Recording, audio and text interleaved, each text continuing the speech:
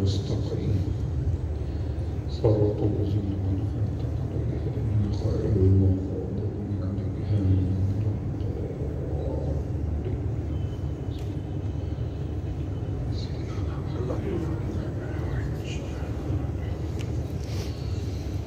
أعوذ بالله من الشيطان اللعين الرجيم بسم الله الرحمن الرحيم الحمد لله رب العالمين الصلاة والسلام على أشرف الأنبياء والمرسلين سيدنا أبي القاسم وعلى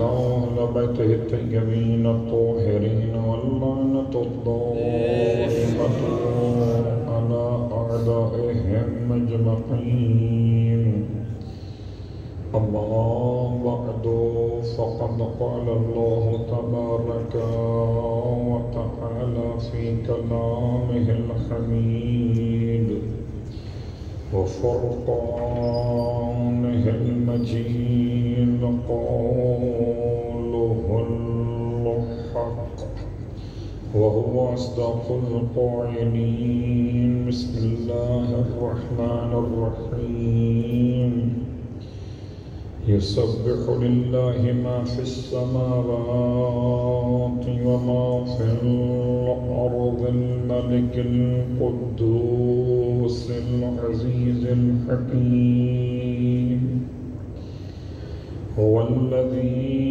بعث في الأميين رسولا منهم يتلو عليهم آياته ويزكيهم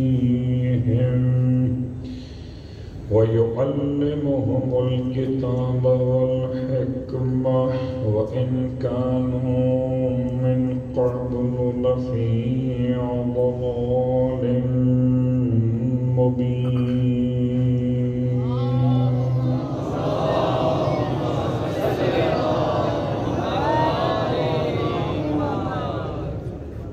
تمام تعریفیں اس خدائے بزرگ و برتر کے لیے جس نے بغیر کسی منت اور احسان کے کائنات کو خلق فرمایا اور تمام ہدیہ درود و سلام اور نزوات مقدسات کے لیے جنہوں نے بغیر کسی منت و احسان کے خلق خدا کو خدا سے ملایا. الحمدللہ الذی جعلنا من المتمسکین بالقرآن العظیم وجعلنا من المتمسکین بولایت علی بن ابی طالب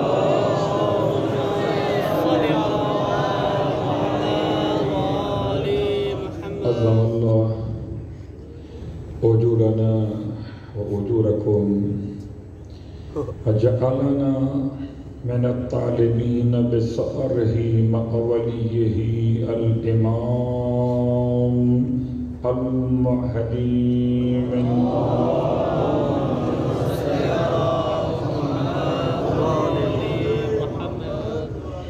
اما بعد شکر خدائے حسین کے ساتھ کی زندگی کل کے بعد آج پھر ملی برائے ذکر امام حسین. ہر سانس میری امانت ہے برائے امام حسین. آتی ہے تو حسین کے لیے اور خدا کرے جائے بھی تو حسین کے لیے. اس لیے کہ اللہم اجعل محیایا محیا محمد وآل محمد وممات محمد وآل. اے خدا ہماری حیات کو صدقہ حیات آل محمد قرار دے اور ہماری موت کو صدقہ شہادت آل محمد قرار دے. آپ کی خدمت مقدس میں ایک طالب علم کی حیثیت کے ساتھ کل حاضر ہوا تھا اور آج دوسرا سبق پیش کر رہا ہوں۔ علماء کی موجودگی میں اور صاحبان ایمان کی خدمت میں بڑا مشکل لگتا ہے جب دو طرف فرشتے موجود ہوں، تو لکھنے والے اگر فرشتے ہوں تو پھر اعمال تو اچھے لکھے جائیں۔ نزلوات پڑھے محمد والے۔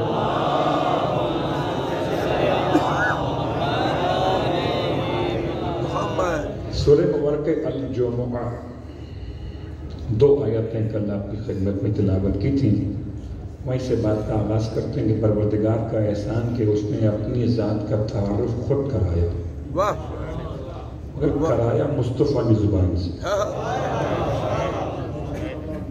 ایسا نہیں ہے، اور اگر کوئی سمجھتا ہو کہ اس نے خدا سے قرآن سنا ہے تو سمجھ لیے شیطان ہے۔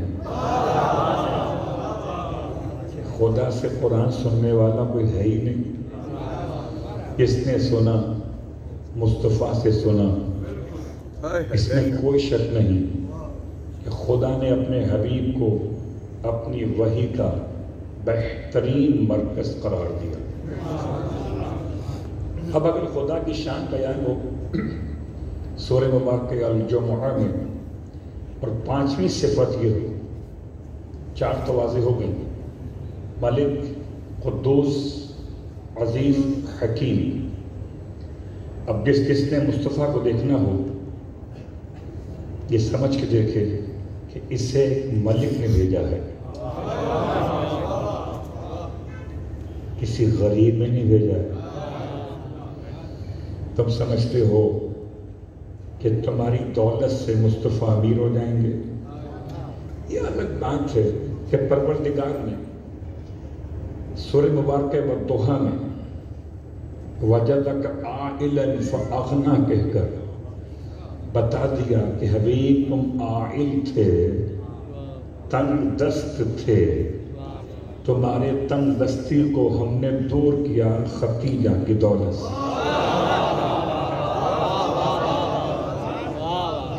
تو اگر مصطفیٰ غنی بنی تو ختیجہ کی دولت سے، تو دنیا کا کوئی شخص غنی کیسے ہو سکتا ہے؟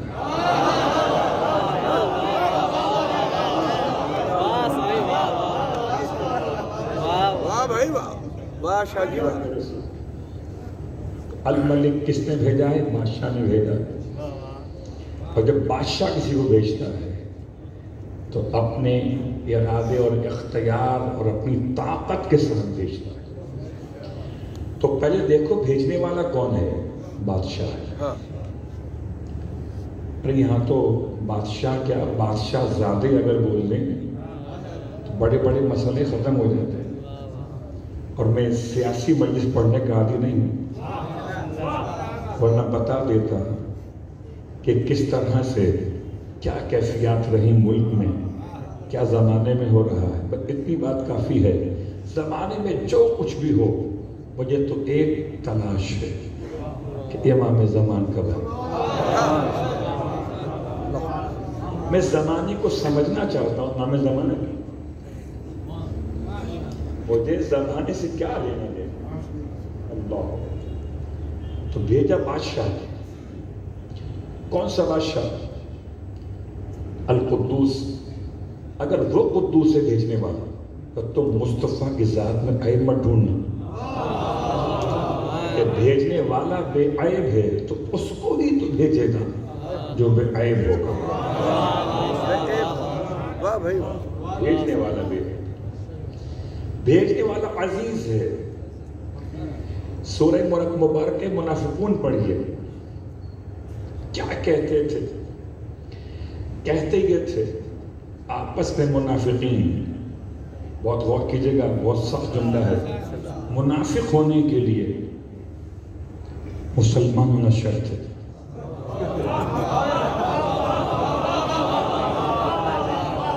آج تک ایسا نہیں ہو سکا کہ کوئی مسلمان نہ ہوا ہو منافق ہوگا۔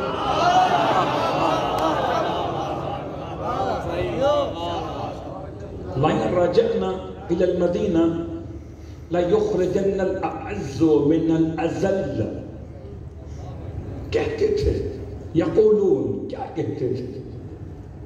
لَئِن رَجَعْنَا، آج مساجد میں امام جماعت سورہ مبارکہ الجمعہ کے بعد اگلی رکعت میں سورہ مبارکہ منافقون بھی پڑھ دیتے ہیں، اور میں کہتا ہوں علماء سے پڑھنا چاہیے کہ تاکہ زمانے کو ہر جمعے پتہ رہے کہ کچھ منافق تھے۔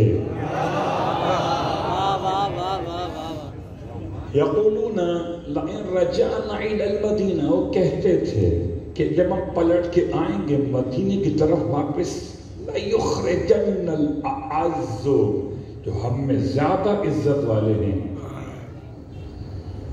عزتیں نہ تو دستار کے سائز سے ہوتی ہیں، نہ عزتیں بلند ترین لباس پہننے سے، عمدہ ترین نالین پہننے سے ہوتی ہیں۔ عزت جب بھی ہے بس خدا کے نام سے ہے، ورنہ گھر سب گھر بیت کہلائیں گے۔ جب کوئی بیت اللہ سے منسوب ہو تو بیت اللہ ہو جائے۔ سب گھر گھر ہے، بیت ہے۔ ہر کتاب ہے، جب کتاب اللہ سے منسوب ہو کتاب اللہ ہو جائے گا۔ ہر عبد ہے، اور جب اللہ سے منسوب ہو تو عبداللہ ہو جائے گا۔ کیا کہنے، ہر آنکھ ہے، اللہ سے منسوب ہو تو عین اللہ ہو جائے گا۔ سب کی آنکھ ہے، علی کی آنکھ نہیں ہے۔ تو اسی انداز سے نسبتیں بڑھتی رہتی ہیں عزت کی۔ وہ کہتے تھے ہم نکال باہر کریں گے، ایسے خطرناک لوگ تھے۔ کہتے تھے کہ جب آئیں گے مدینہ منورہ میں واپس پلٹ کر تو جو ہم میں صاحب عزت ہیں وہ ذلیل لوگوں کو نکال کے باہر کرتے ہیں۔ خدا نے بھی خوب جواب دیا، وَلِلَّهِ الْعِزَّةُ وَلِرَسُولِهِ وَلِلْمُؤْمِنِينَ، عزت تو اللہ کے لیے ہے، عزت تو اس کے رسول کے لیے، عزت تو صاحبان ایمان کے لیے ہے۔ تو یاد رکھے دنیا کہ جس مصطفیٰ کو سمجھنا چاہتی ہے اسے بھیجنے والا ملک ہے، اسے بھیجنے والا قدوس ہے، اسے بھیجنے والا عزیز ہے، اور چوتھی اور آخری بات، بھیجنے والا حکیم ہے۔ یہ حکیم وہ نہیں جو ہربل دوائی دیتا۔ آج کل حکیم کے ترجمے میں بڑا مشکل مسئلہ آ گیا۔ حکیم کہتے ہیں اسے نبض دیکھ کر دوا دے دے، تو جو انسان کو دوا دے وہ انسان کا حکیم، جو انسانیت کو دوا دے۔ ختم یہ مرتبہ نباز انسانیت تھے اور ہیں، جنہوں نے انسانیت کی نفس پر ایسے ہاتھ رکھا کہ عرب کے بدوؤں کو انسان بنا دیا، انسان کو مسلمان بنا دیا، مسلمان کو سلمان بنا دیا۔ نباز، نبض دیکھنے والا۔ تو حکیم اور ہے، حکیم کیا ہے؟ یاسین والقرآن الحکیم انک لمن المرسلین۔ خدا بھی حکیم ہے، جو کتاب اس نے بھیجی وہ بھی حکیم ہے، تو مصطفیٰ حکیم کیوں نہ ہوں گے؟ حکمت سے کوئی اس کا عمل خالی نہیں ہے۔ یہ چار صفات الہیہ نے بتایا کہ اس نے مصطفیٰ کو مصطفیٰ بنایا۔ والذی، اب وہ خدا وہی تو ہے، وہی خدا بعث فی الامیین، جس نے مبعوث کیا امیین میں رسول کو۔ آئیے غور کیجئے کہ اس طرح کی آیات قرآن مجید میں سورہ مبارکہ الجمعہ کے علاوہ 2 اور مقامات بھی ہیں، تو 3 مقامات ہیں، اور چوتھا مقام بھی آپ کی خدمت میں بیان کروں گا، لیکن پہلے وہ 2 سن لیں تو آگے بڑھیں، کیونکہ آیتوں کا سلسلہ آپ کی خدمت میں ہدیہ کر رہا کہ قرآن مجید فرقان حمید میں سب سے پہلے سورہ مبارکہ البقرہ کی آیت نمبر 129 میں۔ اب آج کل بچے جو ہمارے ہیں 29 سمجھتے نہیں، بولنا پڑتا ہے 129۔ کیا کریں، سمجھتے؟ اردو کی زبان کم آتی ہے اور انگریزی بہت اچھی آتی ہے۔ تو سورہ البقرہ آیت نمبر 129، ابراہیم علی نبینا وعلیہ الصلوۃ والسلام کی دعا ہے ربنا وابعث فیہم رسولا منہم یتلو علیہم آیاتک وَيُعَلِّمُهُمُ الْكِتَابَ وَالْحِکْمَةَ وَيُزَكِّيهِمْ میں بھولا نہیں ہوں، ترتیب خدا نے بدلی ہے، ترتیب خدا نے بدلی ہے۔ کیا ترتیب بدلی ہے؟ ایک ہے تزکیہ، ایک ہے تعلیم۔ کوشش تو کروں گا الفاظ آسان کر سکوں اپنے بچوں کے لیے۔ ایک ہے تزکیہ، ایک ہے تعلیم، آسان کر دیتا ہوں۔ ایک ہے تربیت، ایک ہے تعلیم۔ تربیت پہلے کہ تعلیم پہلے؟ یہ فیصلہ آپ کریں گے، وہ الگ فیصلہ ہوگا، قرآن کا فیصلہ الگ ہے۔ اور اب قرآن کے فیصلے کو بیان کریں گے۔ قرآن کیا کہتا ہے؟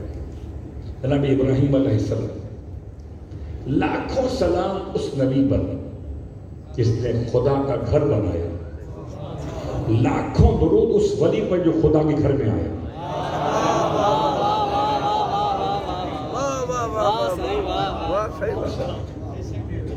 خدا کا بڑا احسان ہے۔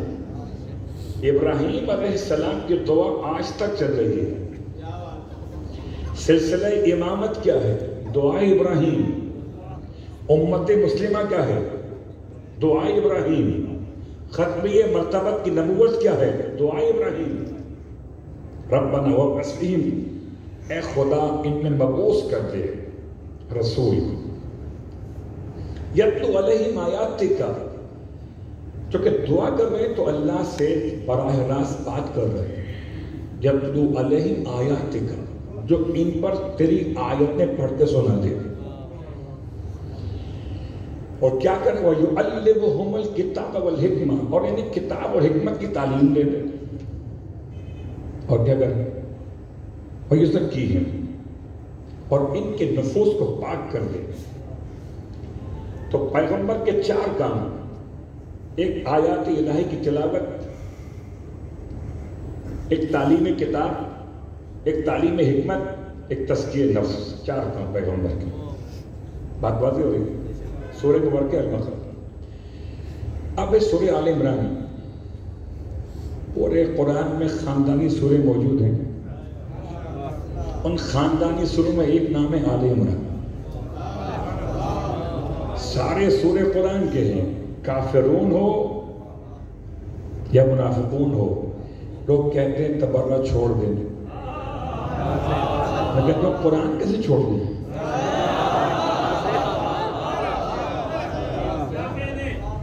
بتاؤ قرآن چھوڑ دیں؟ بھئی حاکم شام کہتا تھا عبداللہ ابن عباس سے، عبداللہ ابن عباس تم قرآن میں اہل بیت کے فضائل پڑھتے ہو، تم قرآن پڑھو، فضائل اہل بیت چھوڑ دو۔ ابن عباس نے جواب میں کہا کیا تو چاہتا میں قرآن چھوڑ دوں؟ جملہ سیاسی ہے، کہ قرآن نہیں چھوڑ ابن عباس، فضائل اہل بیت چھوڑ دے۔ تو خواہش قرآنی ہے کہ قرآن ایسے پڑھو کہیں سے آل محمد سمجھ میں ہی نہ آئے۔ آج تک آپ دیکھ رہے ہیں پڑھے جا رہے ہیں، آل محمد کو سمجھے بغیر چلے جا رہے ہیں۔ میپ لوکیشن تو ہے ہی نہیں، کلوات پڑھے محمد والے۔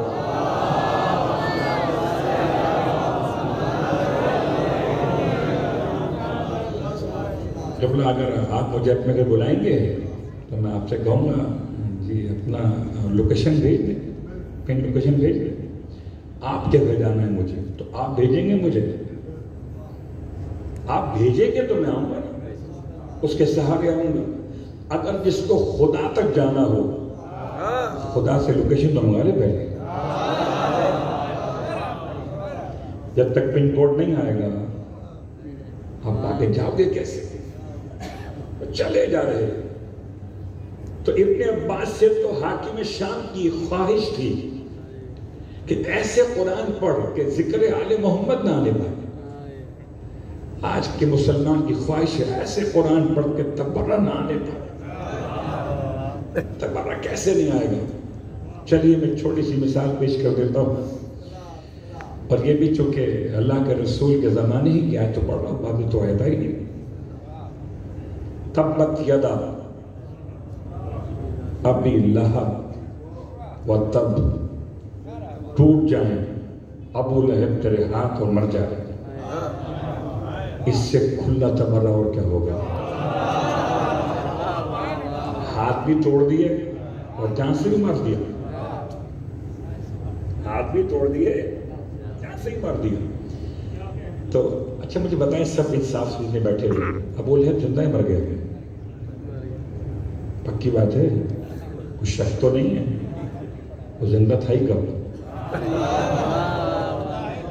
مرتا تو وہ ہے جو زندہ ہوتا ہے. جو زندہ ہی نہ ہو اسے مرنا کیا مرنا ہو. لیکن بہرحال، اور آپ کا جملہ اپنے مقام پر کہ یہ مر گیا. جب مر گیا تو اب قرآن کی آیت کیوں پڑھ رہے ہو؟ تو مر گیا. تبت یدا ابی لہب و تب، اب یہ آیت کہاں گھوم رہی ہے؟ سوال معصوم کی بارگاہ میں کیا مولا امام جعفر صادق علیہ السلام.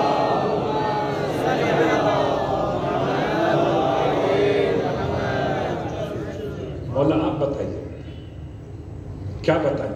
کہ مولا یہ جو ابو لہب مر گیا تو اب تو سورہ لہب نہیں پڑھنی چاہیے. جب تک زندہ تھا ہم پڑھ رہے تھے، مر جائے ہاتھ ٹوٹ جائے، وہ مر گئے ہاتھ ٹوٹ گئے، اب چھوڑ دینا چاہیے.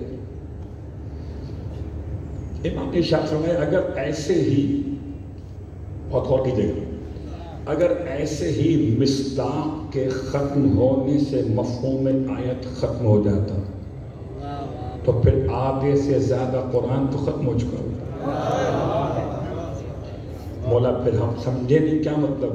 فرمایا مفہوم باقی رہتا ہے، مصداق بدل جاتے ہیں. کیا مطلب مولا؟ کہ ہر دور میں کوئی نہ کوئی ابو لہب رہے گا.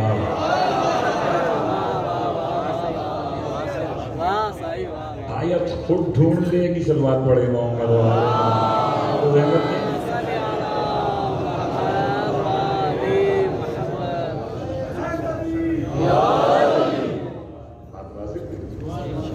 اللہ کے رسول کے لیے جناب ابراہیم علیہ السلام کی دعا ہے ربنا وابعث فیہم، اے خدا انہیں مبعوث کر دے. یہ دعا ابراہیم کی تھی، اللہ نے قبول کی کہ نہیں کی؟ کہ ان کا رسول مبعوث کر دے. اس نے مبعوث کر دیا. ایسا کر جو تلاوت بھی کرتا ہو آیات کی، کتاب اور حکمت کی تعلیم بھی دیتا ہو، اور ساتھ ساتھ میں ان کے نفس کو پاک کرتا ہو. پھر سورہ آل عمران آیت نمبر 169 169 بہت مشہور آیت، لقد من اللہ علی المومنین. انداز بدل گیا. بتحقیق اللہ نے مومنین پر احسان کیا ہے. لقد من اللہ علی المومنین اذ بعث فیہم رسولا من انفسہم یتلو علیہم آیاتہ ویزکیہم ویعلمہم الکتاب والحکمہ. کیونکہ وقت مختصر ہے، اس لیے بہت آیت کھول کے بیان نہیں کر رہا، صرف ترجمے پہ اکتفا کر رہا ہوں. لقد من اللہ، اللہ نے احسان کیا مومنین پر کہ ان کے نفوس میں سے جتنی آیات ہیں بعثت کے حوالے سے اس طرح کی، ان میں یہ لفظ دوبارہ نہیں آیا. من انفسہم، ان کے نفوس میں سے اللہ نے احسان کیا مومنین پر کہ ان کے نفوس میں سے ایک کو رسول بنا دیا. کیا مطلب ہے؟ بھئی کلمہ پڑھ کر احسان جس پر ہو وہ اور مومن ہے، اور جس سے را میٹیریل سے مصطفیٰ بنائے گئے. لقد من اللہ علی المومنین، اللہ نے احسان کیا مومنین پر. تو کوئی مومن تھا اس وقت بھی، اور ایک نہیں تھا. صیغہ جمع کا ہے. جب صیغہ جمع کا ہے تو کم از کم 3 تو چاہیے نا مومن. بھائی مومن تو مومن ہے، 3 ہو یا 5 ہو. لقد من اللہ، اللہ نے احسان کی مومنین کہ ان کے نفوس میں سے ایک کو رسول بنا دیا. تو گروہ مومنین موجود تھا خانوادہ اہل بیت کی شکل میں. خانوادہ رسالت کہہ لیجئے، گھبرائی تو نہیں اہل بیت نے کہہ لیا. خانوادہ رسالت موجود ہے. حضرت عبداللہ پہ لاکھوں سلام ہو، جناب آمنہ پہ لاکھوں سلام ہو، جناب عبد المطلب پہ لاکھوں سلام، ابو طالب پہ کروڑوں سلام. یہ سب کے سب کیا تھے؟ لقد من اللہ علی المؤمنین. اللہ نے ان پر احسان کیا تھا کہ ان میں سے ایک کو مصطفیٰ بنا. اس بعث فیہم رسولا من انفسہم، ان میں سے بنایا ایک کو. کام کیا کرنا ہے؟ وہی کام ہے. یتلو علیہم آیاتہ ویزکیہم، تزکیہ پہلے ہے. وَيُعَلِّمُهُمُ الْكِتَابَ وَالْحِکْمَةَ، پھر کتاب اور حکمت کی تعلیم. یہ دو آیتیں سورہ البقرہ سے، سورہ آل عمران سے، سورہ مبارکہ الجمعہ سے، 3 آیتیں. چوتھی آیت، اور یہ آیت بھی سورہ مبارکہ البقرہ سے ہی ہے، آیت نمبر 151.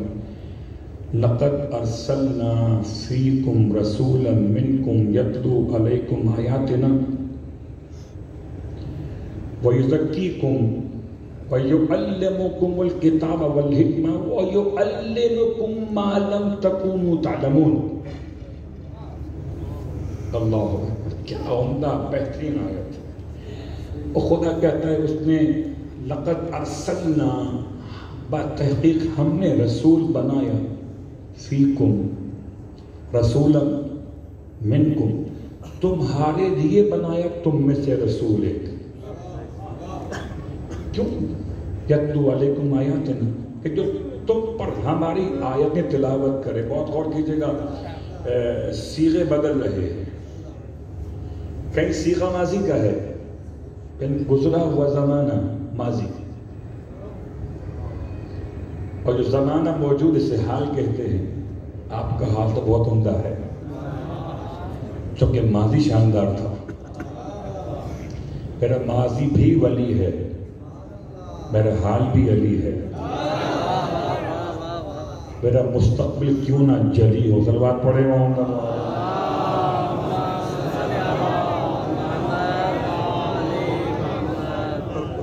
تو اس لیے اس کو کھول کے بیان کر دیا کہ ماضی، صیغہ ماضی کا.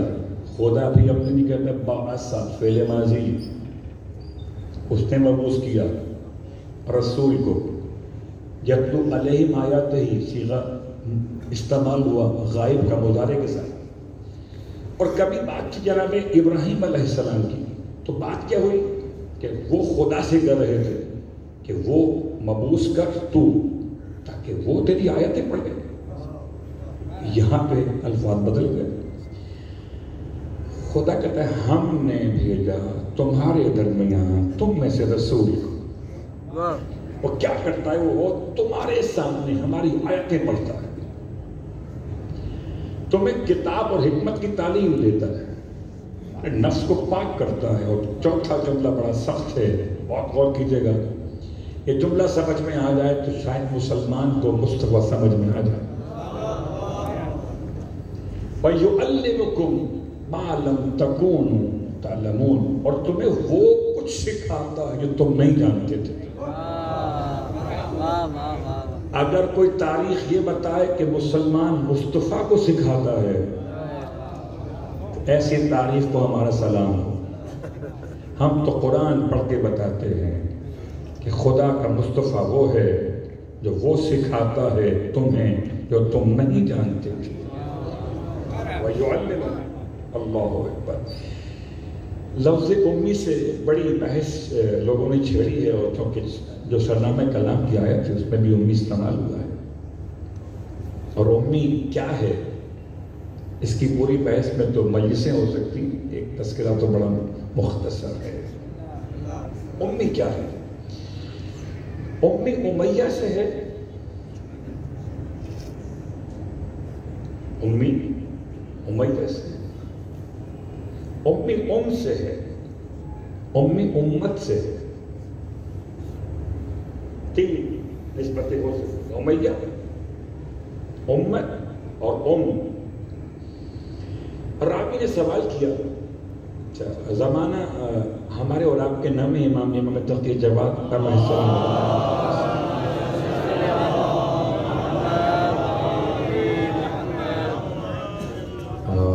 قبلہ اس کا نام ہے وہ ہے محمد بن جعفر یا جعفر ابن محمد، اس صوفی مزاج شخص سے، اور آیا امام کی خدمت میں، اور آنے کے بعد کہتا ہے مولا سے کہ یہ بتائیے کہ آپ کے جد کو امی کیوں کہا جاتا ہے؟ آپ کے جد کو امی کیوں کہا جاتا ہے؟ امام نے جواب عطا کرنے سے پہلے سوال کر لیا، ماذا تقول الناس، لوگ کیا کہتے ہیں امی کے بارے میں؟ صوفی نے کہا لوگ کہتے ہیں کہ پیغمبر نہ لکھنا جانتے تھے نہ پڑھنا جانتے تھے۔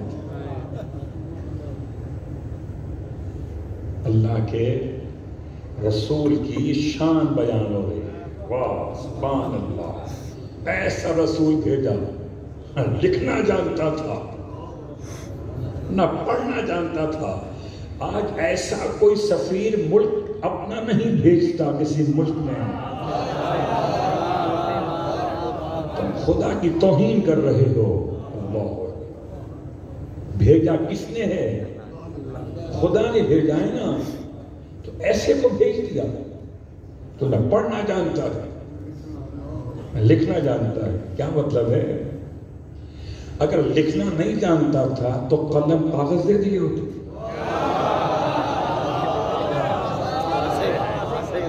عمل تو بتا رہا ہے کہ لکھنا جانتا ہے۔ صلوات پڑھے محمد علیہ۔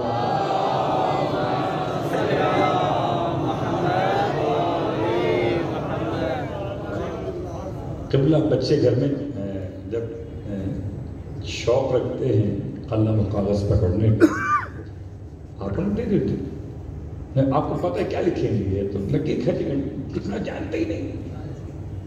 تو جو نہ جانتا ہو اس کی لکھائی سے اتنا خوف کیوں تھا؟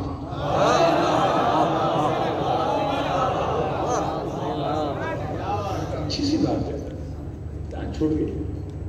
اچھا پڑھنا بھی نہیں جانتے تھے، پھر صلح حدیبیہ کی شرائط پڑھی کیسے؟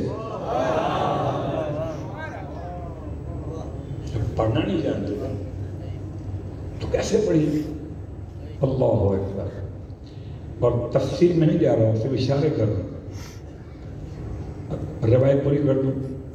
صوفی امام کی خدمت میں، اور امام فرماتے ہیں لوگ کیا کہتے ہیں؟ لوگ کہتے ہیں پیغمبر نہ لکھنا جانتے تھے نہ پڑھنا جانتے تھے۔ بہت غور کی جگہ، ایک لفظ لکھتے نہیں تھے، پڑھتے نہیں تھے، ایک لفظ لکھنا نہیں جانتے تھے، پڑھنا نہیں جانتے تھے، بڑا فرق دونوں کے اندر۔ جتنے بیٹھے ہیں میں آپ سے پوچھوں،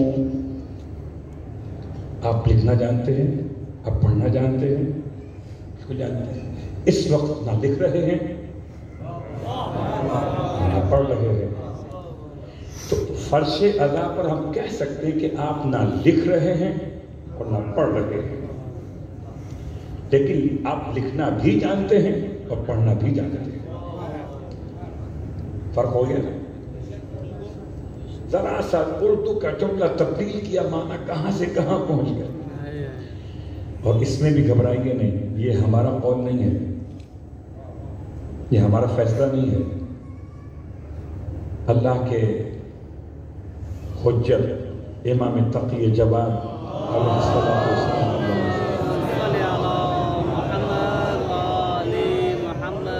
فرماتے ہیں کذبوا، جھوٹ بولتے ہیں، وعلیہم لعنت اللہ، اور ان پر خدا کی لعنت ہو جو پیغمبر کو اس طرح کہتے ہیں۔ جھوٹ بولتے ہیں۔ فرماتے ہیں کیا یہ قرآن نہیں پڑھتے؟ امام فرما رہے ہیں کیا یہ قرآن نہیں پڑھتے؟ تفسیر نور الثقلین کنز الدقائق بہار میں روح المعانی میں اس روایت کو لکھا.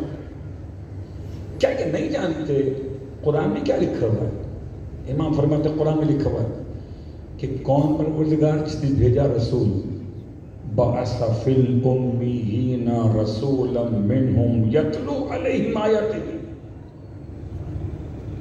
وَيُزَكِّيهِمْ وَيُعَلِّمُهُمُ الْكِتَابَ وَالْحِکْمَةَ. وہ تو کہتا ہے کہ کتاب پڑھانے آیا تھا. تو جو پڑھنا نہ جانتا ہو وہ کتاب کیسے پڑھائے گا؟ کچھ تو خیال کر مسلمان، کچھ تو خیال کر. جو کتاب پڑھنا نہ جانتا ہو اسے خدا پڑھانے والا بنا کے بھیج دے. تو بلا معاف کیجیے گا، یہ پاکستان کی گورنمنٹ نہیں ہے صلوات پڑھے محمد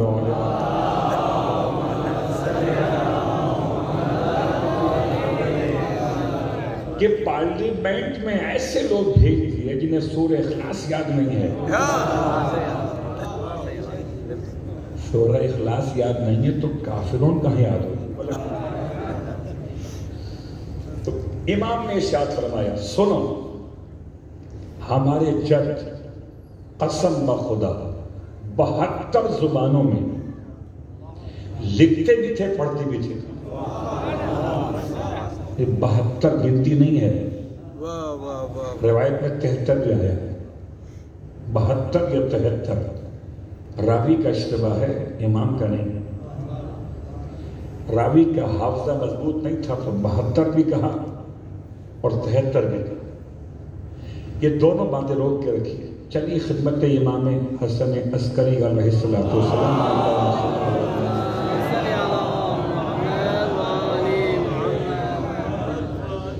ابو ہاشم جعفری امام کی خدمت میں، اور امام علیہ السلام ایک کسی کے نام خط لکھ رہے تھے کہ وقت نماز ہوا. امام نے خط کی تحریر کو یعنی کرتاس اور قلم کو وہیں چھوڑا اور نماز کے لیے اٹھ گئے. یہ امام ہیں کس کے؟ محلے والوں کے نہیں، آپ کے میرے امام ہیں.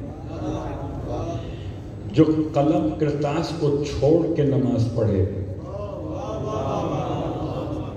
یہ پابندی ہے. یہ نماز سے محبت کا طریقہ. عجیب بات ہے، نماز اگر وہ نہ پڑھے جن کی قبول ہو رہی ہو تو شاید نماز کو بھی افسوس ہوگا. قلم اور کرتاس مولا کے ہاتھ میں. اول وقت نماز ہوا، امام نے وہیں تحریر چھوڑ دی، اٹھے نماز کے لیے. اور ابو ہاشم کہتے ہیں امام تو اٹھے، میں بھی انتظار میں تھا کہ مولا کے ساتھ نماز پڑھوں گا کہ دیکھا کہ قلم کرتاس پہ چل رہا ہے. یعنی لکھنے والا اٹھ گیا، قلم چل رہا. ابو ہاشم اللہ اکبر، جس کے 11ویں کے قلم میں اتنا کمال ہو، اب پتا چلا قلم دیا کیوں نہیں تھا. ابو ہاشم جعفری کہتے ہیں، وہ عجیب لفظ ہے، کہتے ہیں کہ سندھ کے لوگ آئے امام کی خدمت میں. 11ویں امام کی خدمت سندھ کے لوگ پہنچے اور امام سے سندھی میں گال کر رہے تھے، بات کر رہے تھے. اور بات کرتے کرتے ابو ہاشم کہتے ہیں مجھے سمجھ میں نہیں بول کر رہے، کہاں عربی کہاں سندھی سمجھ میں نہیں.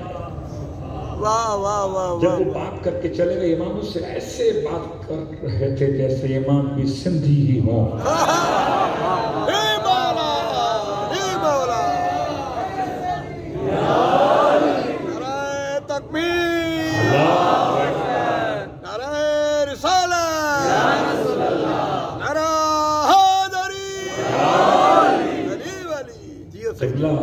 اگر زبان کا مسئلہ اتنا مشکل ہو جائے تو پھر ضمیر مذکر مؤنث سمجھ میں نہیں آتی. کوئی غیر زبان کوئی اور زبان بولے تو پتہ نہیں چلتا محاورہ بول رہا ہے، ضرب الامثال بول رہا ہے، کیا بول رہا ہے. بات واضح ہو گئی. تو کہتے ہیں وہ ہاشم امام ان سے بات ان کی زبان میں ایسے کر رہے تھے جیسے امام وہیں سے تعلق رکھتے. جب وہ چلے گئے اٹھ کے میں نے پوچھا مولا سے مولا یہ کیا بول رہے تھے؟ میری سمجھ میں کچھ نہیں آیا، اس لیے کہ بہت سے حروف تہجی جو سندھی کے ہیں عربی میں نہیں. امام فرماتے یہ سندھ سے آئے تھے، سندھی بول رہے تھے.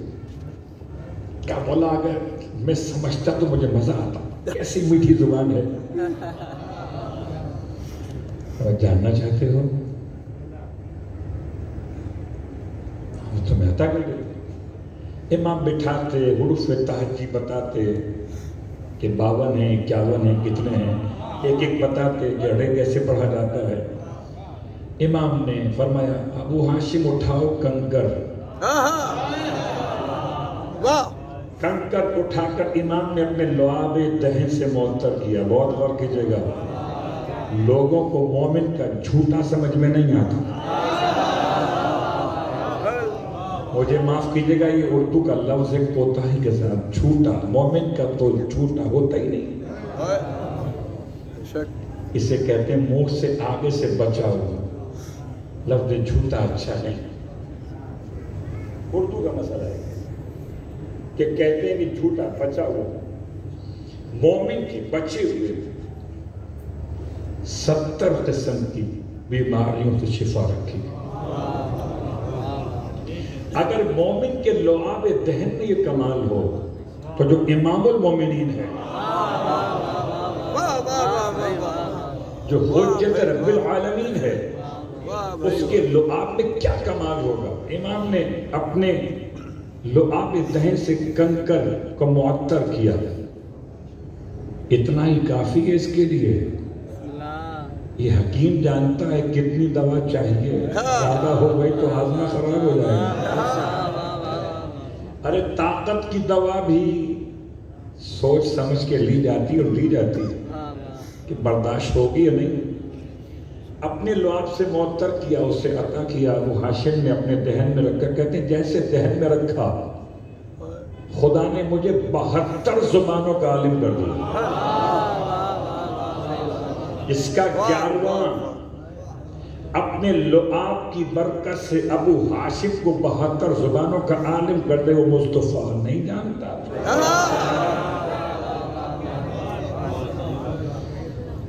پھر رہا مسئلہ پھر امی کہتے کیوں؟ امام فرماتے امی اس لیے کہ اللہ کے حبیب مکۃ المکرمہ سے تھے، اور مکۃ المکرمہ ہے ام القریٰ، اور مکے کے تمام رہنے والوں کو امی کہا جاتا تھا کہ وہ ام القریٰ میں رہتے ہیں. ام القریٰ کا مطلب ہے قریوں کی ماں. خدا نے قریوں کی ماں میں اپنا گھر بنایا اور اماموں کے باپ کو بھیج دیا. ام القریٰ. اور چونکہ مقصد اللہ کے رسول کی آمد کا کل میں نے آخری جملے مکمل کیے تھے، وہیں سے بات کو آگے بڑھاؤں گا. تو 4 آیتیں مکمل ہوگی. اب ان 4 میں مسئلہ حل کر دوں، باقی باتیں پھر کہیں موقع ملے گا آپ کی خدمت میں آئیں گے. لگتا نہیں کہ جلدی موقع ملنے والا ہے. تو یہ 4 باتیں ہیں. تعلیم اور تربیت. تعلیم کی 2 حصے ہیں، ایک کتاب کی تعلیم، ایک حکمت کی تعلیم. پہلے آیات کی تلاوت کرتا ہے. جب آیات کی تلاوت اثر کر جائے پھر ان کے نفس کو پاک کرتا ہے. پھر نفس جب پاک ہو جائے تو پاک جگہ پر پھر کتاب کی اور حکمت کی تعلیم عطا کرتا ہے. جو قبلہ فیل ہو جائے نرسری میں اس سے نصیب میں پرائمری، جو فیل ہو جائے پرائمری میں اس سے نصیب میں سیکنڈری، اور جو سیکنڈری میں فیل ہو جائے اسے ہائر ایجوکیشن نصیب نہیں ہوتی. ترتیب ہے نا. تو جو پہلی کلاس میں ہی فیل ہو گیا ہو اسے 4تھی کلاس کا استاد کیسے بناؤ گے؟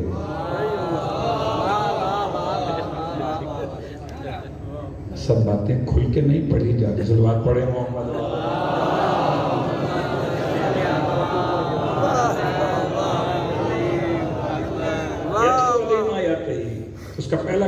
وہ آیات کی تلاوت کرتا ہے، گرچہ آیات کی تلاوت کمال کی تھی، کیا پیغمبر تلاوت کرتے تھے۔ تلاوت کا ایک معنی قراءہ سے جمع کرنا، ایک معنی تلا سے تلاوت قرآن، اتباع قرآن کرنا۔ پیغمبر قرآن پڑھتے تھے، پیغمبر قرآن سنتے بھی تھے۔ اور اگر میں جملہ آپ کی خدمت دیکھوں، پیغمبر نے قرآن پڑھنے سے پہلے قرآن سنا ہے۔ بس فرق اتنا ہے کہ پڑھا امت کے سامنے ہے، سنا علی سے۔ پڑھتے بھی تھے، بس یہ جملہ کافی، قسم میں خدا۔ دنیا کو سمجھ میں کیسے آئے مصطفیٰ جبکہ مرتضیٰ کا بغض ساتھ میں ہو۔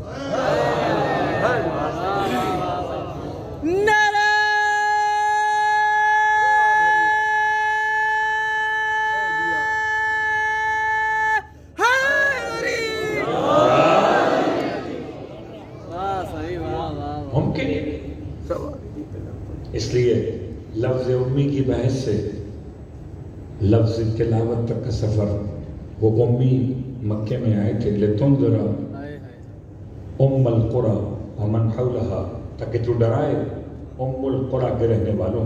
قرآن کی آیت۔ تو اب نہ امیہ سے ہے، نہ امت سے ہے، نہ ام سے ہے۔ میرا حبیب، اللہ کا حبیب کس سے ہے؟ ام القریٰ سے، امی۔ اس لیے مرکز میں بھیجا کہ صوبائی وزیر اور ہوتے ہیں، وفاقی وزیر اور ہوتے ہیں، کیپٹل ہے، خدا نے اس کو بنایا ہے ام القریٰ، وہاں بھیجا۔ تو ام بھی کہا ہے۔ آیات کی تلاوت کا اتنا حسین انداز تھا کہ جو ایک بار سن لیتا تھا ایسا لگتا تھا جیسے شہد کانوں میں اتار دیا گیا۔ یبدو علیہم آیاتہ ویزکیہم، اس سے مشکل منزل یہ تھی۔ اور اب یہ پہلے ہم فیصلہ کر لیں کہ پہلے تربیت ہوتی تھی یا تعلیم؟ کیا خیال ہے؟ فیصلہ ہو جائے۔ قرآن کی 4 آیات ہم نے پڑھی ہیں، 3 ایک طرف، ایک طرف ہے۔ 3 میں تربیت پہلے ہے، تعلیم بعد میں ہے۔ 1 میں تعلیم پہلے ہے، تربیت بعد میں ہے۔ یاد دلاؤ، 3 کون سی الگ ہے، 1 کون سی الگ ہے؟ چھوٹی سی مثال ہے، جو ایک الگ ہے وہ دعائے ابراہیم ہے۔ اس میں پہلے تعلیم اور پھر تربیت ہے، اور 3 آیات میں پہلے تربیت ہے پھر تعلیم۔ ایک ہی بات ہے، کیا فرق پڑتا ہے کہ اگر دیکھا جائے علم کو سیکھنے کے معنی میں تو پہلے علم ہے بعد میں تربیت ہے، اور اگر دیکھا جائے علم کو نور کے معنی میں تو پہلے تربیت ہے بعد میں تعلیم ہے۔ کیا مطلب ہے؟ جو کتابوں سے پڑھے تو پہلے علم ہے پھر تربیت ہے، کہ جتنا جتنا علم آئے گا اتنا اتنا ہی تربیت میں آگے بڑھے گا۔ اور اگر خدا کی عطا ہو، العلم نور یقذفہ، اللہ اتار دیتا فی قلبہ من یشاء، اس کے دل میں چاہتا ہے اتار دیتا ہے۔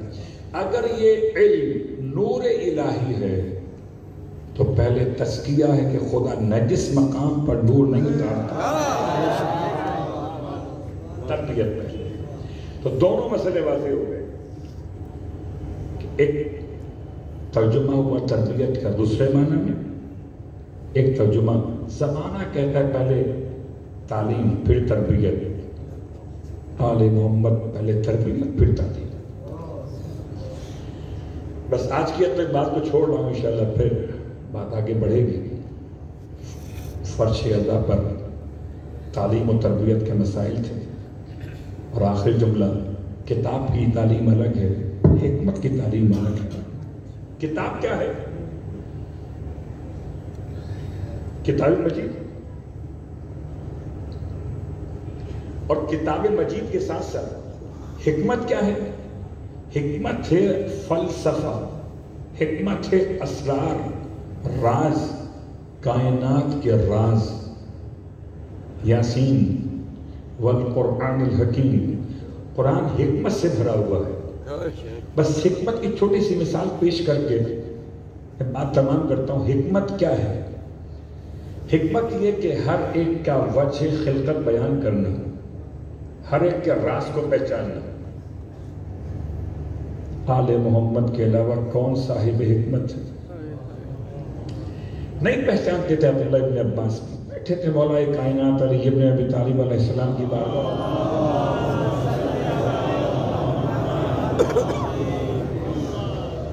اور آپ کے یہاں تو خیر قاسم آباد کی جو موسم ہے اس کا الگ موضوع ہو جائے گا۔ ہم تو شاہ صاحب کے یہاں بیٹھے تھے تو کل بات مچھروں کی تھی، کبھی بات مچھروں کی ہوتی ہے، کبھی چھوٹے چھوٹے پتنگے نکل آتے۔ تو ایک ٹڈی، برسات کا موسم تھا، امام کے پاس بیٹھے ہوئے تھے اور دسترخوان پر کھانے کے قریب ایک ٹڈی آ کے بیٹھ گئی۔ رات کا وقت تھا،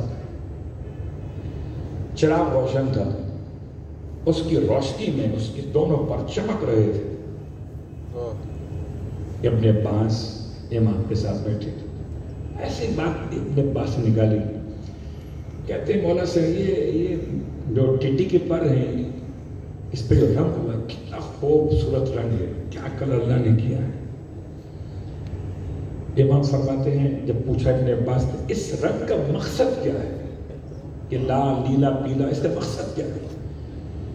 فرمایا ابن عباس یہ بتاؤ پہلے صغرا پھر کبرا پھر نتیجہ، یہ بتاؤ پہلے کہ ازرو قرآن ٹڈی کے پر خلق خدا ہیں یا نہیں؟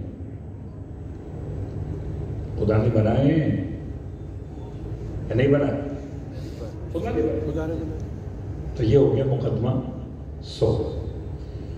پھر فرمایا یہ بتاؤ اب کہ اگر خدا نے بنائے ہیں تو خدا کا کوئی فعل حکمت سے خالی ہے؟ صغرا سمجھو، کبرا سمجھو، پھر نتیجہ ملے گا۔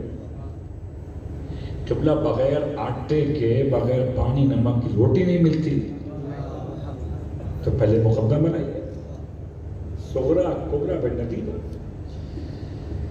کل دونوں باتیں واضح ہو گئی کہ یہ پر جو ہیں خلق خدا، اور خدا کا کوئی عمل حکمت سے خالی نہیں ہے، تو کوئی تو اس میں حکمت ہے۔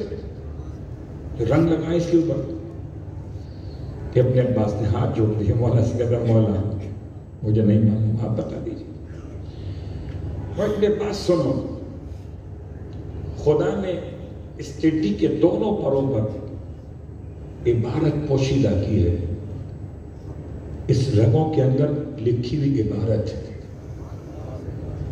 قبلہ میں سمجھ نہیں پا رہا اس بات کو، تو مجھے جب سے یہ موبائل فون کا سلسلہ شروع ہوا اور اسکریچ کارڈ سامنے آنے لگے، مجھے کچھ بات سمجھ میں آنے لگی کہ اسکریچ کارڈ میں نمبر پہ لگا ہوا ایک خاص قسم کے کیمیکل لگا ہوتا ہے، اس کو آپ ریموو کرتے ہیں تو اندر سے نمبر نکلتے ہیں آپ کے موبائل میں چارج کرنے کے، تو نمبر چھپائے گئے،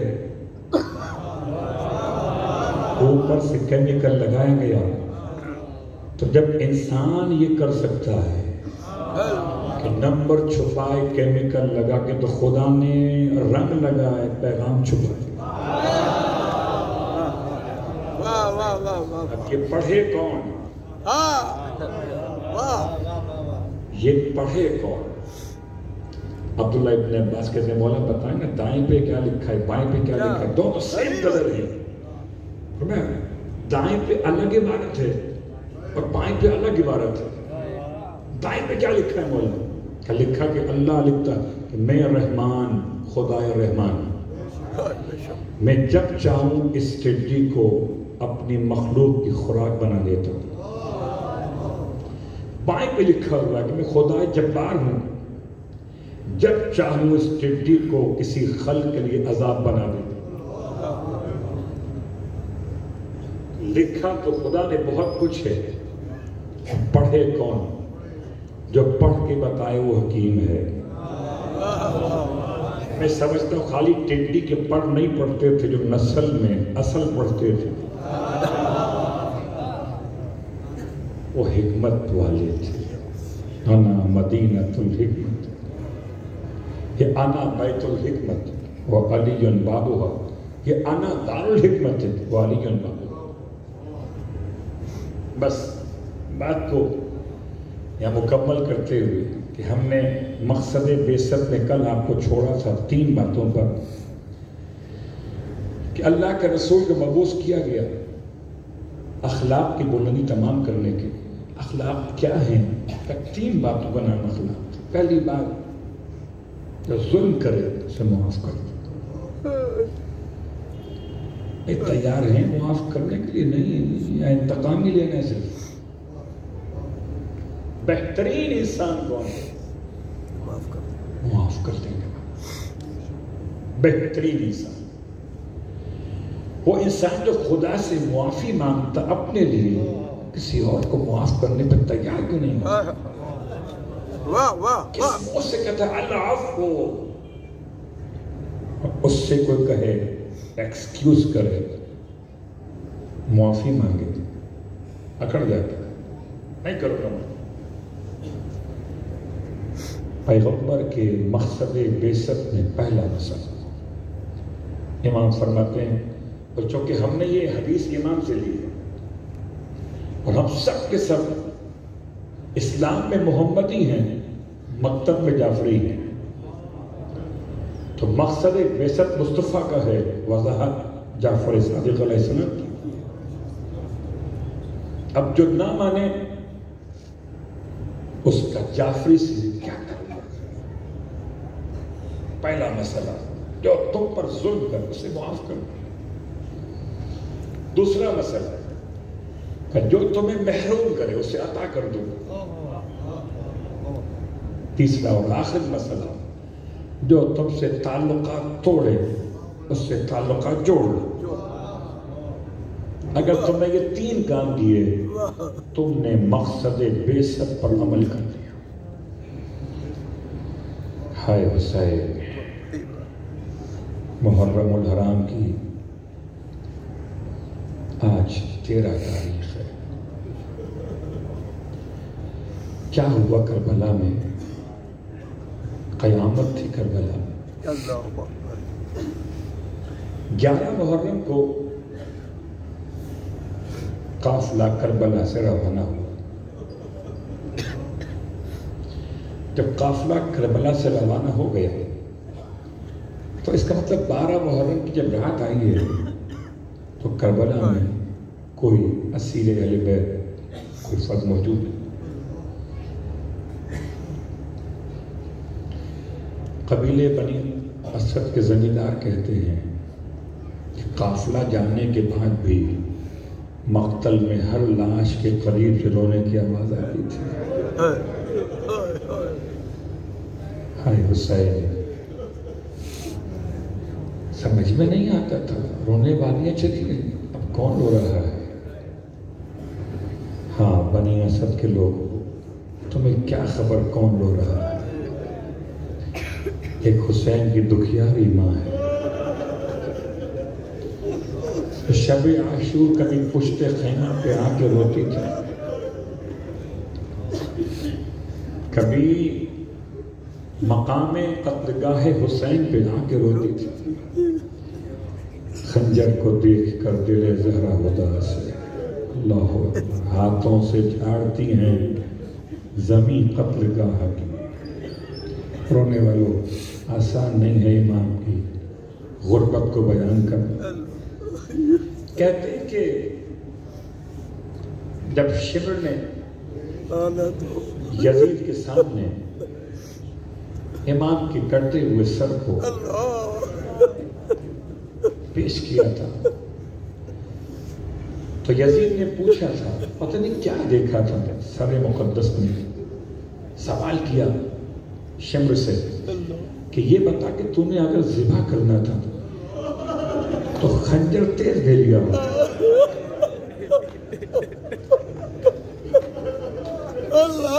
رونے والا اس کا سویم ہے، اسے کفن نہیں ملا۔ آپ کی مرضی ہے، جتنا روئیے، آپ کا مسئلہ ہے، آپ کی تو کام ہے۔ بس یاد رکھیے جب آنسو بہتے ہیں تو آنسوؤں کو ضائع مت کیجیے گا، اپنے آنسوؤں کو اپنے چہرے پہ مل لیجیے، اپنے آنسوؤں کو اپنے سر پہ مل لیجیے۔ یہ مقدس نعمت الہی یہ انسانی مومن کے دل پہ القاء کیے جاتے ہیں۔ وہاں غربتہ جب پوچھا تھا کہ پتا تو نے اگر ذبح کرنا تھا تو خنجر تیز دے دیا، تو یہ کہتا تھا ملعون، خنجر تو بڑا تیز تھا، جب چلاتا تھا کوئی بیوی سر حسین پر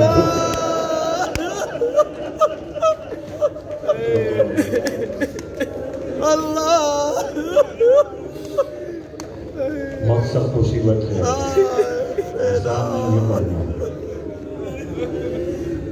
اس طرح امام کو شہید کیا گیا، اس کا سویم ہے۔ محرم کی 12 تاریخ کی رات آئی ہے، کربلا سے بیبیاں چلی گئیں، اکبر کی لاش ہے، اکبر کی ماں نہیں ہے۔ قاسم کے ٹکڑے بدن کے ہیں، قاسم کی ماں نہیں ہے۔ ہائے غربت، اصغر کی لاش پڑی ہے، ماں نہیں۔ اور تو محمد کے لاشیں پڑے ہوئے مگر ماں نہیں ہے۔ ہر لاش کے قریب کوئی بیوی بیٹھ کے روتی ہے۔ 12 شب محرم کی، اور یہ سخت ترین منظر بیان کر رہے کون؟ قبیلے بنی اسد کے لوگ۔ یہ وہیں رہتے تھے غالریہ کے علاقے میں۔ رات بھر رونے کی آوازیں کربلا کے بن سے آتی رہیں۔ انہوں نے کب بیان کیا اور کس سے بیان کیا کہ ہر لاش کے قریب 2 باتیں تھیں، ایک رونے کی آواز، ایک جیسے کوئی چراغ روشن۔ شام غریبہ تو ہو گئی نا، اب یہ لاشوں کی رات ہے، اکیلی رہ گئی لاشیں۔ یہ کس سے بیان کیا؟ محرم کی 12 تاریخ، ایک روایت کے لحاظ سے ایک 13 تاریخ۔ آپ مناتے سویم کے نام سے، ہم مناتے ہیں سویم کے نام سے، بعض مناتے ہیں زیارت کے نام سے، بعض مناتے ہیں لیلۃ الدفن کے نام سے۔ قبیلے بنی اسد کی عورتیں 12 محرم کو دن میں جب لشکر چلا گیا تو فرات کے کنارے پانی بھرنے گئے،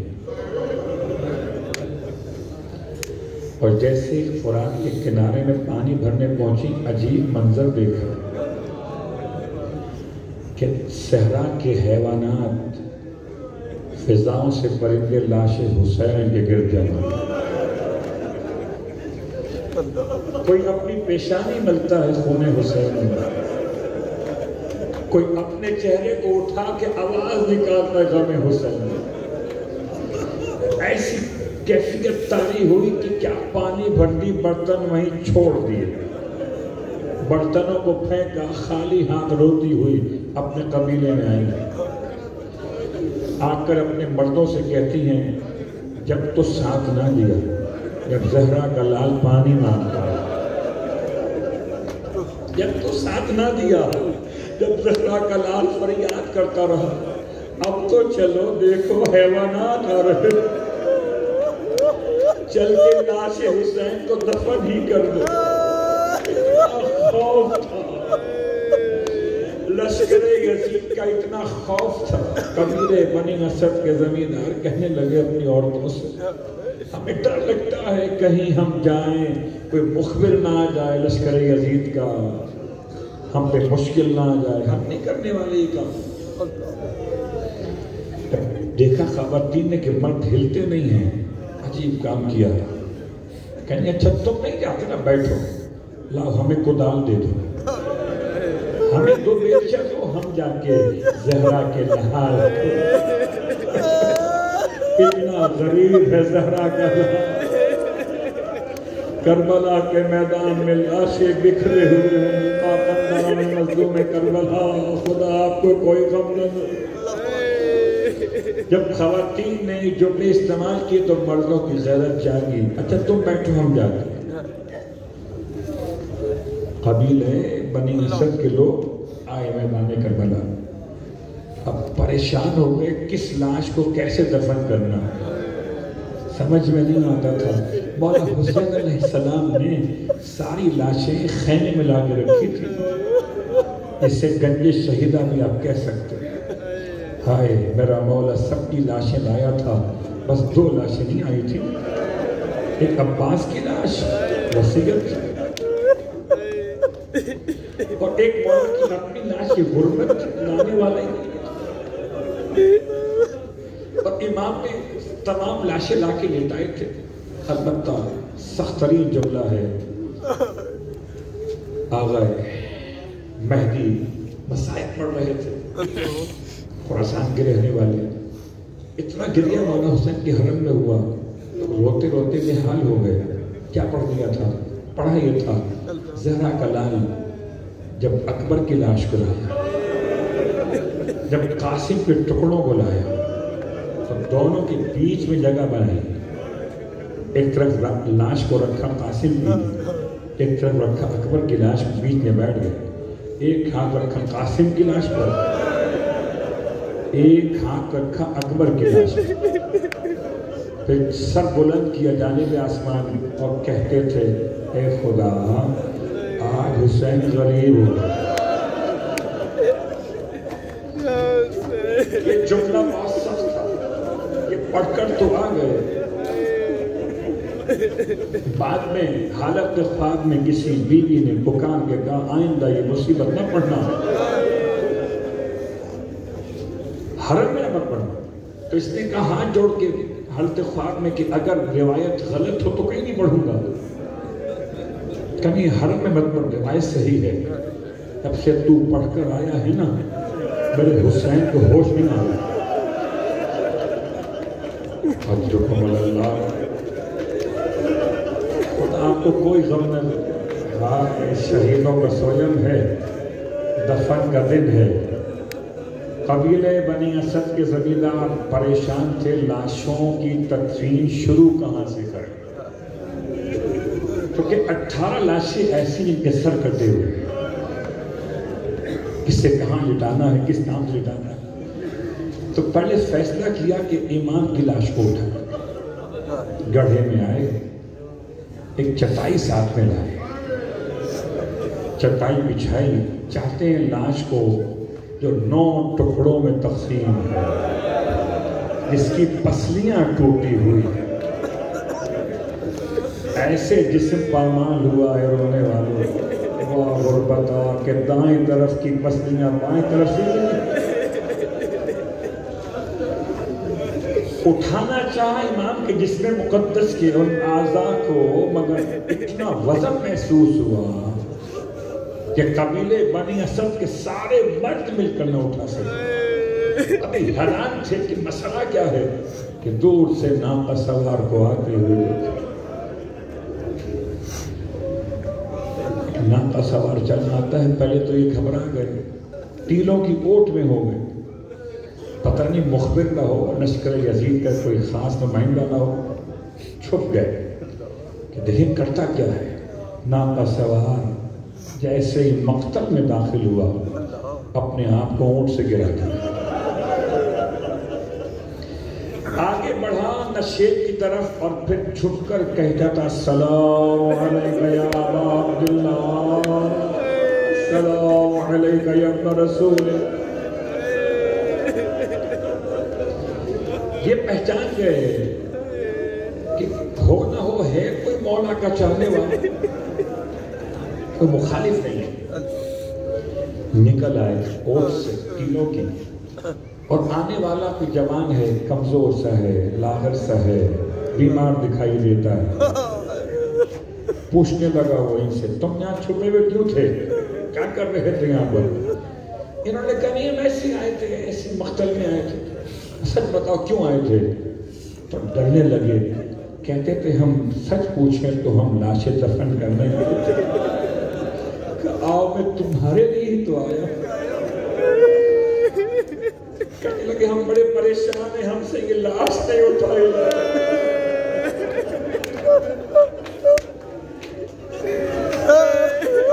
کمزور سے جوان نے کہا اسے میں اٹھاؤں.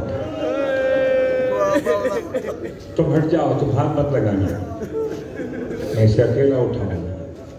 قبیلے بنی اسد کے زمیندار ہیں, ہم اتنے سارے لوگ مل کر نہیں اٹھا سکے. آپ اتنے کمزور بیمار, آپ کیسے اٹھائیں گے؟ ابھی تک تعارف نہیں ہوا ہے کون ہے جوان. جوان آگے بڑھا, ہائے لاش حسین کے ٹکڑے سمیٹنا شروع.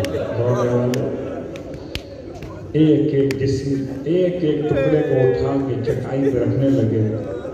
پھر چٹائی پر لاش کو اٹھایا جیسے کہ بچے کو ماں اٹھاتی ہے.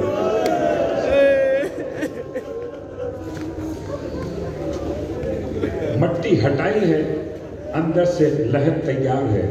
قبر کھودنے کی روایت نہیں ملتی. خاص مولانا حسین لحد تیار, چٹائی سمیت امام کو لٹایا ہے اندر. قبیلے بنی اسد کے سارے لوگ پریشان کھڑے. اتنا کمزور جوان, اتنا بیمار دکھائی دے رہا, اس نے اٹھائے کیسے؟ وہ لپٹ گئے, ہاتھ جوڑے, آپ ہیں کون یہ تو بتائیں. ہم نے سب نے مل کر اٹھانا چاہا, نہ اٹھا سکے لاش حسین. آپ نے اکیلے اٹھا لیا لاش حسین کو. تب وہ کہتا تھا انا یتیم الحسین, میں اسی حسین کا بیٹا سید سجاد اپنے بابا کی لاش کو دفن کرنے کے لیے. ہائے حسین.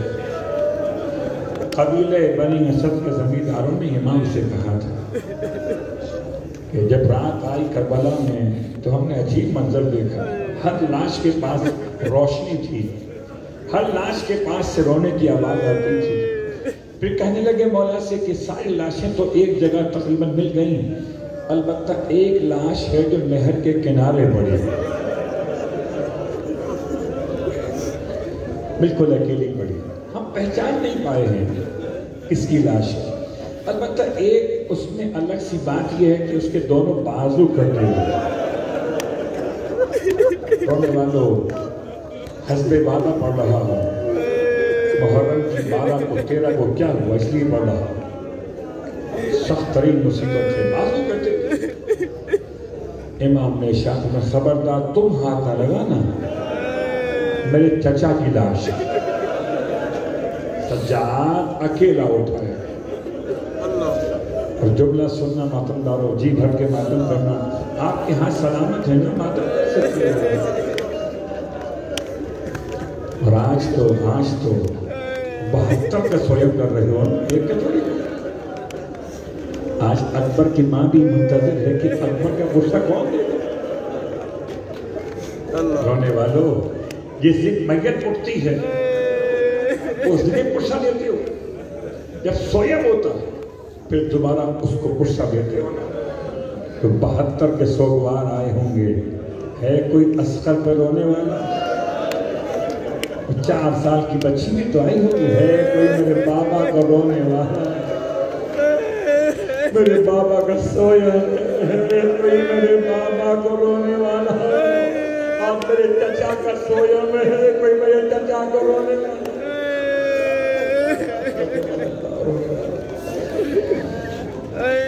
کہتے ہیں کہ مولا عباس علیہ السلام کے حرم میں کافی پرانی بات ہے, یعنی آج سے تقریباً 240 سال پہلے کا واقعہ بیان کر رہا ہوں. یہ مولا عباس کا حرم بن چکا ہے اور وہاں پر زائر بھی آتے ہیں.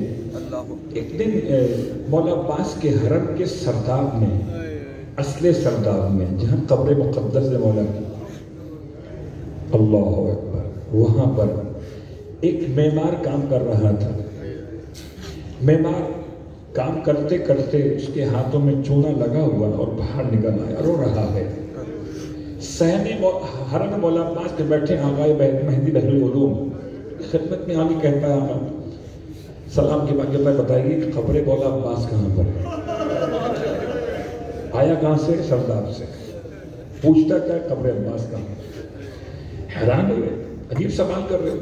تم جہاں کام کر رہے ہو اندر سرداب وہیں قبر مولا عباس ہے. کیا نہیں ہے؟ آپ سب بتا دیجیے قبر مولا عباس کہاں پر ہے؟ کیا مطلب کہ آقا ہم نے جو آپ سے سنی روایتوں کہ مولا عباس کا قد بڑا تھا. ہونے والوں کی بات سمجھ میں آ گئی، جب وصیت سمجھ میں آئی مولا عباس اتنا بڑا قد تھا کہ جب سوار ہوتے تھے جنا پر اور پاؤں رکاب پر رکھ لیتے تھے تو آپ کے دونوں گھٹنے گھوڑے کے کان کے برابر لگتے، اور جب پاؤں رکاب سے نکال لیتے تھے تو پاؤں زمین پہ خط کھینچتے تھے. یہ جو اندر قبر ہے وہ 6 مہینے کے بچے کی ہے.